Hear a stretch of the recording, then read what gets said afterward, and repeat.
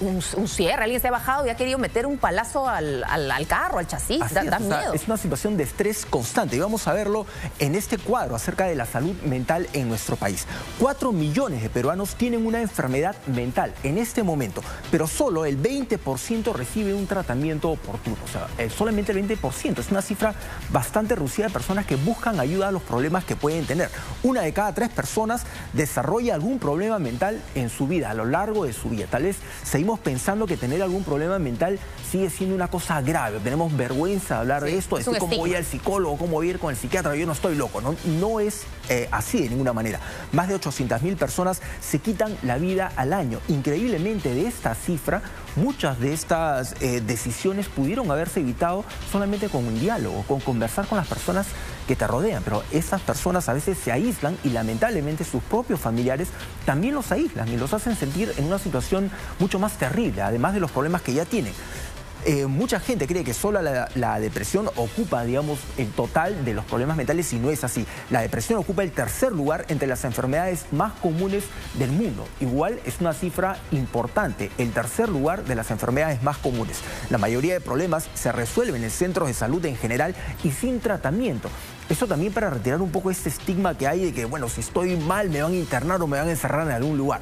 No es así, o sea, los tratamientos, la gran mayoría son ambulatorios, muchos se resuelven con una medicación adecuada, con una orientación, la participación también de la familia es muy importante.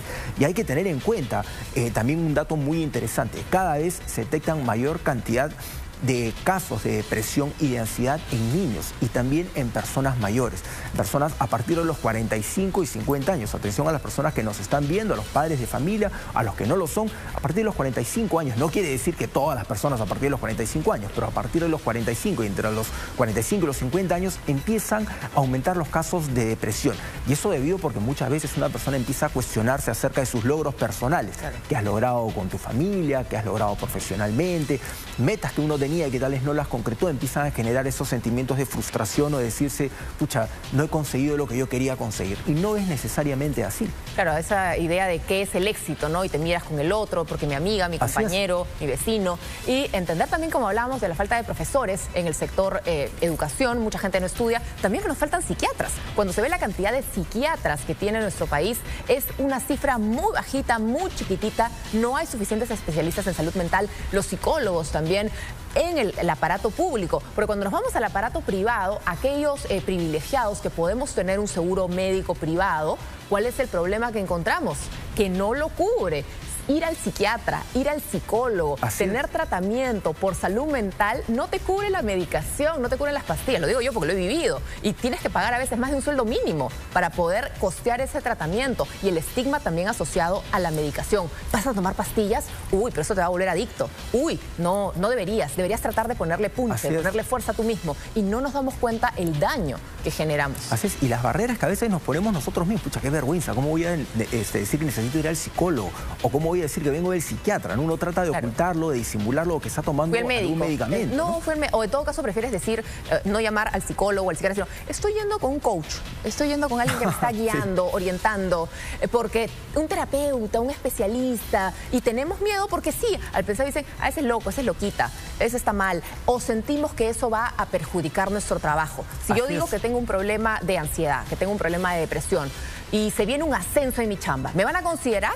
O de pronto van a decir, uy, no, esta persona es problemática, sensible, va a entrar una crisis nerviosa, mejor que se quede hacia abajo. Nadie diría eso si tienes diabetes, nadie diría eso si tienes hipertensión, nadie pensaría que no eres una persona capaz, pero todavía la salud mental sí es un estigma para muchísima gente. Así es, y es un tema del que se habla muy poco, justo nos está acompañando ya Santi en el Congreso, las autoridades políticas también hablan muy poco acerca de la salud mental, uno casi no ve propuestas sobre este tema en el Congreso y es algo muy importante. Yo sigo alucinada con ese tema, yo no puedo entender cómo hasta ahora a ningún congresista de la República, que todos tienen además seguro privado, que les paga el Congreso de la República, por cierto, a ninguno le ha parecido importante legislar en algo que puede afectar a una pequeña población, pero que igual es población relevante y que pues se puede atender.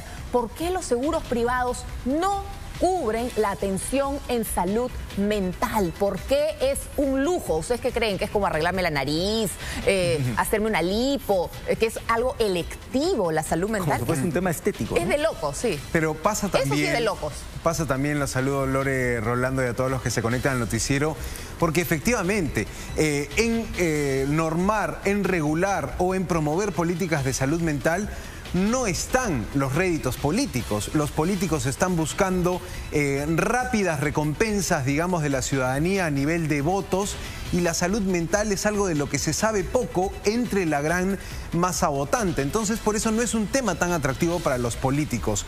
Claro, hasta que tienes un caso que es relevado o suena en la prensa, un caso que te revela una salud mental compleja en el país, pero no suele ser un tema muy tocado en los políticos. Estamos muy atrás en las políticas públicas de salud mental. Ya nomás estábamos hablando de la anemia como un gran problema, imagínate la salud mental. Así es, de hecho hay hospitales regionales que no tienen especialidades de psicología, o sea, no tienen profesionales de psicología para atender a los pacientes. Mi hermano es psicólogo, tengo un amigo que es psicólogo, y él me decía que en algún momento realizó una campaña, trabajó en una campaña en un distrito grande como San Juan del Lurigancho y acababa extenuado. Y me decía, no te imaginas la cantidad de casos y de personas que necesitan ayuda de diferentes edades con diferentes problemas. Y son situaciones que de alguna manera reflejan el tipo de sociedad en el que vivimos, porque es una sociedad violenta, es una sociedad de personas que no respetan la ley, que no respetan las normas, que siempre están tratando de agredir, de atacar a otras personas, y muchos de estos problemas se han podido haber resuelto tal vez años atrás si estas personas buscaban una ayuda oportuna o había alguien que los podía ayudar.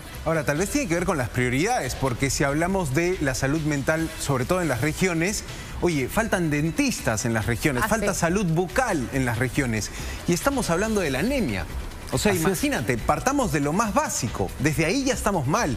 Entonces, si establecemos un orden de prioridades, diríamos, la salud mental, ¿dónde la ubicamos? Nosotros entendemos que es prioritaria, pero los políticos que se pongan de acuerdo. Claro, es como los congresistas cuando legislan siempre para el trabajador formal, ¿no? Vamos con la AFP, vamos con la ONP, pero la mayoría de peruanos no tienen ni AFP ni ONP. ¿Qué estás haciendo para todos aquellos que están en la informalidad, que no tributan, para todos aquellos que no existen para el sistema real, oficial? Pero la Comisión de Trabajo, por ejemplo, siempre legisla para ese votante que reconoce, para el sindicato que miras, para todo ese trabajador que tiene sus sueldos completos al año. Ahora están legislando los trabajadores part-time, y así en esa línea nos pasamos hablando del formal y nos olvidamos del informal, pues como no lo vemos, no lo conocemos, no estamos seguros si va a votar, si no va a votar, dónde está, o quizás no nos los importa. intereses no están por ahí también, ¿no? Como si fuese mal visto, claro, los intereses no van por ahí, pero el trabajador informal, a pesar que casi el 80% de la fuerza laboral en el país es informal, nadie les presta atención, o sea, están ahí pero nadie los quiere ver. Sí, pues. Y bueno, muchísimas gracias, Rolando, por estar con nosotros. Sin duda, es un tema urgente que ojalá algún día realmente le pongan prioridad y no solo pase por una ley general de salud mental que hicieron hace algunos años, sino que esto se traduzca en políticas reales que nos ayuden a vivir en una sociedad más en paz, más sana, física, emocional, mente. Bueno, muchísimas gracias, Rolando. Nos quedamos con